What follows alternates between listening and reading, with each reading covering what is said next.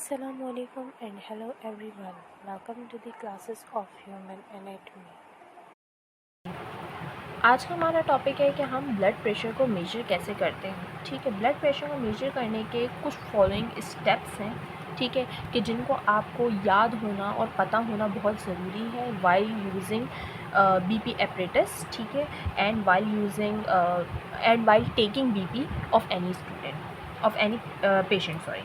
ठीक है, सबसे पहली चीज़ तो आपको ये कि आपका जो पेशेंट है you need to make him और हर काम डाउन। ठीक है, रेस्ट पे होना चाहिए, यानी कि रेस्ट हम ये नहीं कह रहे कि लेटा हुआ हो या सो रहा हो। रेस्ट का मतलब ये है कि वो जो है वो कोई किसी तरीके से जो है वो डिस्टर्ब ना हो। ठीक है, मैं ये नहीं कह रही कि मेंटली डिस्टर्ब ना हो, मैं ये कह रही हूँ कि बाय द टाइम वो आपके पास आया है अपना बीपी चेक करवाने के लिए, तो you have to make sure कि वो रेस्ट पोजीशन में हो, उसने 5 मिनट बैठ के सांस ले ली हो, कहीं से वो भागता हुआ तो नहीं आ रहा या कहीं से वो पाँव खींचता हुआ तो नहीं आ रहा है कि उसका बीपी आपके पास बढ़ा हुआ या कम हो। ठीक है, वो नॉर्मल पोजीशन में होना चाहिए। दूसरी चीज़ ये कि आपके पास जब भी पेशेंट आए, ठीक है, तो उसके हिस्ट्री में अगर आपके पास बीपी है या नहीं है तो आपको ये बात उससे पता होनी चाहिए।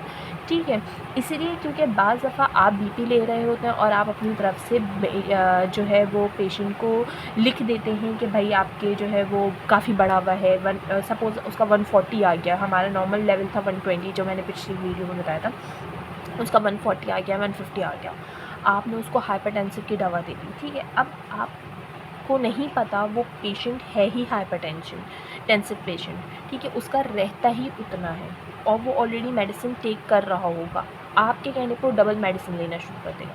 तो you should know the history of the patient. ठीक है, अच्छा, नंबर 3 पे आपके पास आता है, आपके स्फिग्नोमेनोमीटर में 3 पार्ट्स होते हैं। ठीक है, let me show you, here is the स्फिग्नोमेनोमीटर। इसको हम कहते हैं कफ। ठीक है, ये इजीली आपको नज़र आ रहा होगा, ये कफ कहलाता है। ठीक है, इससे 2 ट्यूब्स अटैच्ड होती हैं।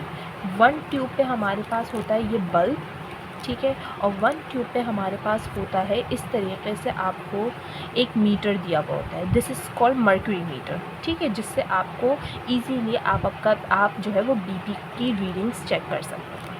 अच्छा जी, ये एक स्क्रू अटैच्ड होता है बल्ब के साथ। ठीक है, दिस इज़ द पंप।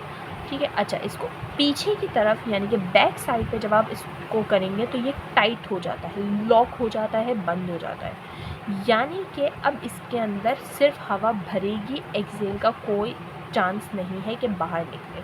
ठीक है, तो यू शुड बी केयरफुल कि जब आप अपने पेशेंट का बीपी चेक करना शुरू करें तो पहली चीज़ तो ये कि आपने कफ को उनकी ब्रेकियल आर्टरी पे बांधना है। ब्रेकियल आर्टरी कौन सी होती है? जो भी आपका पेशेंट है, ठीक है, आपने कफ जो है उसको बाइंड करना है एल्बो से, ठीक है, और एल्बो के 1 इंच नीचे की तरफ। ठीक है, 1 इंच बिलो। ठीक है, एल्बो से 1 इंच नीचे और वेंट्रल व्यू पे। ठीक है, डोर्सल व्यू पे नहीं, वेंट्रल व्यू पे आपने इसको बाइंड करना है। ठीक है, और आपकी ये जो चीज़ आ रही है, ये जो ट्यूब, ये जहाँ से ये ट्यूब अटैच्ड है, ठीक है, इसका ये इनर पार्ट है और ये आउटर पार्ट है, तो ये चीज़ जो है वो आपकी ब्रेकियल आर्टरी पर है। ठीक है, ये बात आपको याद रहे। अच्छा जी, आपने अच्छे से कफ को बांध दिया और इसी चीज़ के बिल्कुल नीचे, इस चीज़ के बिल्कुल नीचे जब ये आपने बांध देंगे ना पेशेंट के हाथ पे, तो इस चीज़ के बिल्कुल नीचे आपने रखना है अपने स्टेथोस्कोप का chest piece. Let me show you what is a stethoscope. This is the stethoscope which you can see to any doctor, किसी भी डॉक्टर के पास आपने इजीली देखा होगा। इसके 2 पार्ट्स होते हैं, एक ये होता है एयर पीस जो कि कान में लगाया जाता है और इसकी ट्यूब अटैच्ड होती है विद दिस पार्ट, और ये होता है चेस्ट पीस। ठीक है, आपने इस स्फिग्नोमैनोमीटर को ब्रेकियल आर्टरी पे बांध के, जैसे कि ये बंद किया ब्रेकियल आर्टरी पे, अब इसके यहाँ पे इस हिस्से पे आपने स्टेथोस्कोप रखना है, ठीक है, इस तरीके से, और आपने ईयर पीस को कान में लगाना है, ठीक है। अब आपको पता होना चाहिए, आपने chest piece of stethoscope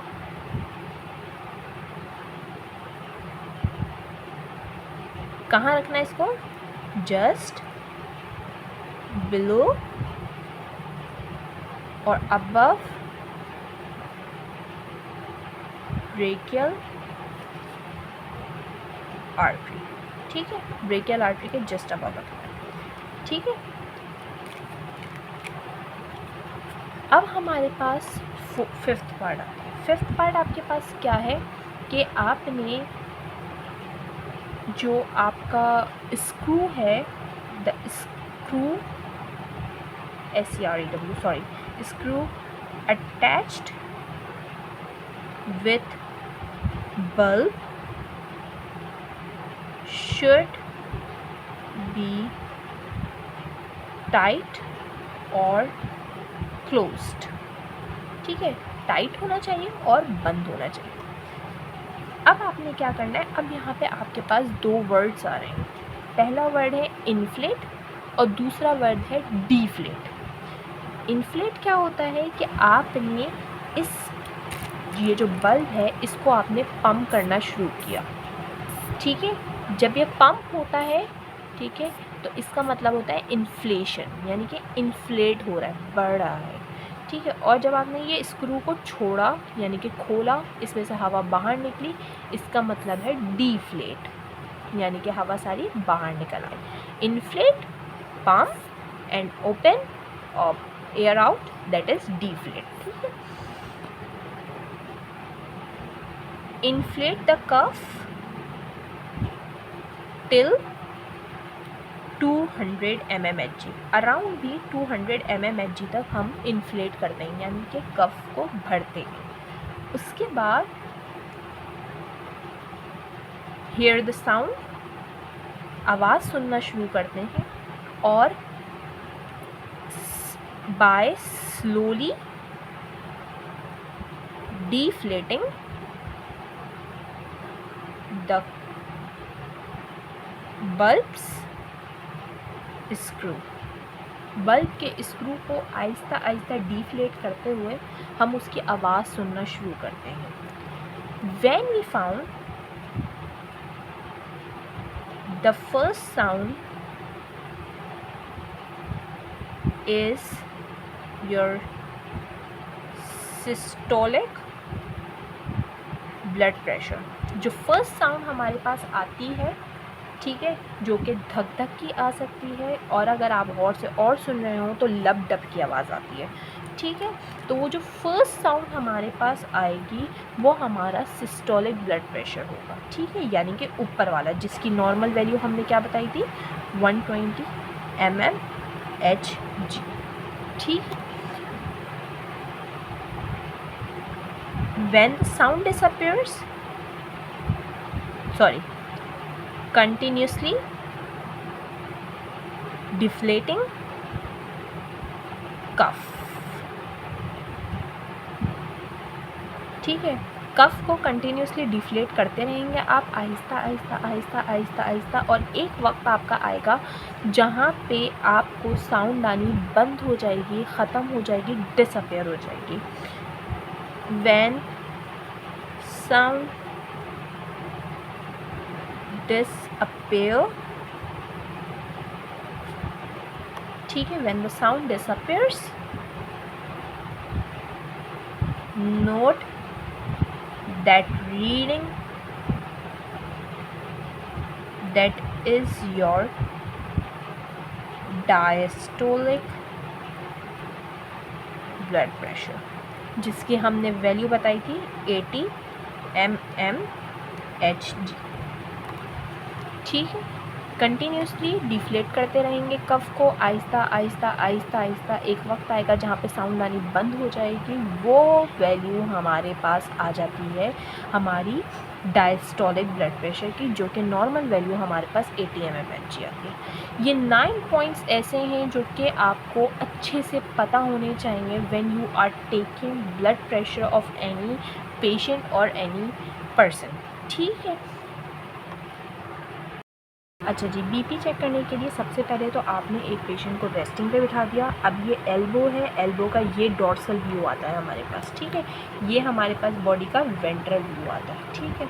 ventral view ये एक बच्चे का हाथ है, obviously you can see, but because मेरे पास कोई और पेशेंट नहीं था तो मैं इसलिए यहाँ पे दिखा रही हूँ। बच्चों का यहाँ से लिया नहीं जाता वैसे, ठीक है, बच्चों का पैरों से लिया जाता है।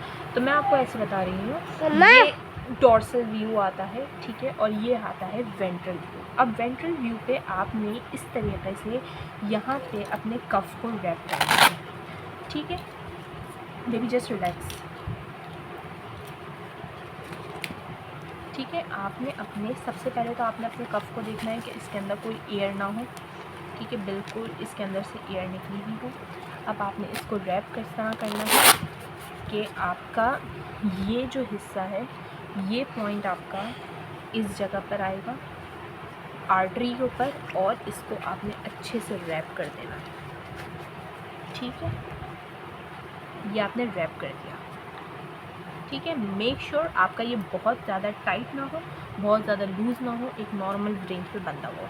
अब आपने इसको थोड़ा सा अंदर की तरफ करके, ठीक है, ये स्टेथोस्कोप को आपने इस तरीके से यहाँ पे रखना है और इसको यहाँ से ओके करना है। अब आपने इफ़ यू आर राइटी सो आपने इसको लेफ़्ट हैंड में पकड़ना है, ठीक है, और बल्ब को आपने राइट हैंड में पकड़ना है, ठीक है। और इफ़ यू आर लेफ्टी तो आप इसको स्विच करेंगे, ठीक है। अब आपने सबसे पहले तो अपना चेस्ट पीस लगाना है अपने कान में, ओके, और यहाँ पे आपने इसके अंदर ये चेक करना है सबसे पहले कि ये आपका स्क्रू टाइट हो, ठीक है। ये आपका टाइट होगा पीछे की तरफ, आगे की तरफ ये खुलता है, पीछे की तरफ ये टाइट हो जाता है। आपने इसको टाइट चेक कर लिया। अब आपने इसमें इन्फ्लेट करना शुरू किया और आप इसको लेके गए 200 तक। अब आपने इसको आहिस्ता आहिस्ता आगे की तरफ डिफ्लेट करना शुरू किया, स्लोली स्लोली स्लोली स्लोली, जैसे कि आप देख रहे हैं जैसे जैसे मैं खोल रही हूँ ये नीचे आ रहा है, ठीक है। अब जहाँ भी मुझे इसकी फ़र्स्ट रीडिंग आनी शुरू होगी मैं वहाँ पे इसको रोक दूँगी। अच्छा, यहाँ पर आ रही है मुझे फ़र्स्ट रीडिंग, ठीक है, ये मेरी हो गई सिस्टोलिक ब्लड प्रेशर। और मैं इसको खोलती रहूँगी जहाँ पे मेरे पास रीडिंग आनी स्टॉप हो गई, यानी कि अब मेरे पास मुझे अपने कान में कोई भी आवाज़ सुनाई नहीं दे रही, वो है मेरा डायस्टोलिक ब्लड प्रेशर, ठीक है। सिस्टोलिक ऊपर वाला, डायस्टोलिक नीचे वाला। अब आप इसकी बिल्कुल लूज़ कर देंगे ताकि इसमें से टोटल हवा निकल जाए। लूज़ आगे होकर होता है, यानी कि डिफ्लेट आगे होकर होता है, इन्फ्लेट होता है पीछे होकर, ठीक है। ये हमारे पास प्रोसीजर आता है when we are taking blood pressure.